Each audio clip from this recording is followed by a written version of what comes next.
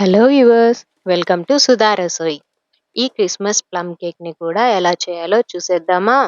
మరి దీనికోసం ముందుగా మైదా 1 కప్పు, ఉప్పు చిటికెడు, దాల్చిన చెక్క పొడి అర స్పూను, లవంగం పొడి పావు స్పూను, అల్లం పొడి అర స్పూను, బేకింగ్ పౌడర్ అర స్పూను, బేకింగ్ సోడా పావు స్పూను వేసుకొని బాగా కలిపి పక్కన పెట్టాలి. మరో బౌల్లో ఎండు ద్రాక్ష 50 గ్రాములు, బ్లూబెర్రీ 50 గ్రాములు, డ్రై ప్లమ్స్ 50 గ్రాములు, స్ట్రాబెర్రీ 50 గ్రాములు, ట్యూటీ ఫ్రూటీ 100 గ్రాములు ఇవి మునిగేంత వరకు టెట్రా ప్యాక్ ఆరెంజ్ జ్యూస్ వేసుకోవాలి. టెట్రా ప్యాక్ అయితే చేదు ఉండదు, స్వీట్నెస్ లిమిట్గా ఉంటుంది.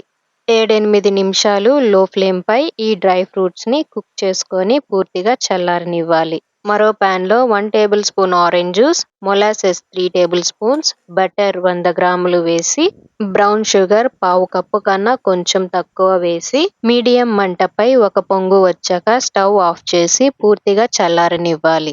ముందుగా పక్కన ఉంచుకున్న డ్రై ఫ్రూట్స్ని కూడా ఈ మొలాసెస్లో వేసి బాగా కలిపి పక్కన ఉంచుకోవాలి.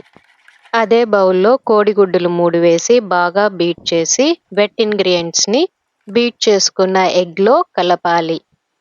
లెమన్ జెస్ట్, ఆరెంజ్ జెస్ట్ పావు స్పూన్ వేసి ఇంకా మీకు నచ్చిన నట్స్ ఏదైనా వేసి మిక్స్ చేసుకోవాలి.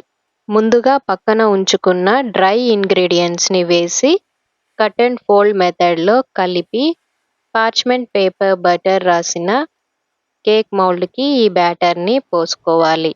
ప్లమ్ కేక్ బ్యాటర్ ఇంత థిక్గానే ఉండాలి కూడా. ఈ బ్యాటర్ని 150 డిగ్రీస్ సెల్సియస్లో 60-90 నిమిషాల వరకు బేక్ చేసుకోవాలి. మీ ఓవెన్ టెంపరేచర్ ప్రకారం మీరు అడ్జస్ట్ చేసుకోవాల్సి ఉంటుంది. ఓవెన్ నుంచి తీసిన ఈ కేక్ని బాగా చల్లారనివ్వాలి. ఆ తర్వాత కట్ చేసుకొని సర్వ్ చేసుకోవాలి. Thank you for watching.